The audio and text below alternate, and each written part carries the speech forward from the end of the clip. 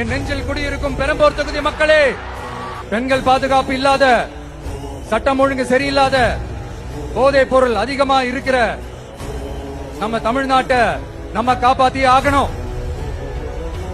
தமிழ்நாட்டை இப்படி ஒரு நிலைமைக்கு கொண்டு வந்தது யாருன்னு நான் சொல்லிதான் உங்களுக்கு தெரியணும்னு அவசியம் இல்ல. தீய சக்தி திமுக தான் காரணம்.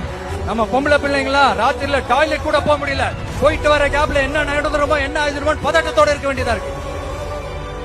ஒரு பாட்டி வயசுல இருக்கிறவங்களுக்கு கூட பாதுகாப்பு இல்ல. ஒரு டீ கடையில நிம்மதியா டீ குடிக்க முடியல. போதையை போட்டு வந்து எல்லாரும் வெட்டிட்டு போயிடறானுங்க. இதெல்லாம் நாடா இல்ல காடா? இங்க கவர்மெண்ட் ஒண்ணு இருக்குதா இல்லையா? 5 வருஷம் போலீஸ் டிபார்ட்மெண்ட் கையில வச்சிருக்கிற ஸ்டாலின் சார் ஒரு அடிப்படை பாதுகாப்பு கூட கொடுக்க முடியலன்னா எதுக்கு இந்த ஆட்சி, எதுக்கு இந்த அதிகாரம்? வண்டியா வச்சிருக்கிற பணத்தை என்ன பண்றதுன்னு தெரியாம இப்ப உங்க எல்லார்கிட்டையும் கொடுத்து எப்படியாவது ஜெயிச்சிடலாம்னு கனவு காணிட்டு இருப்பாங்க. நான் முன்னாடியே சொன்ன மாதிரி எல்லாத்தையும்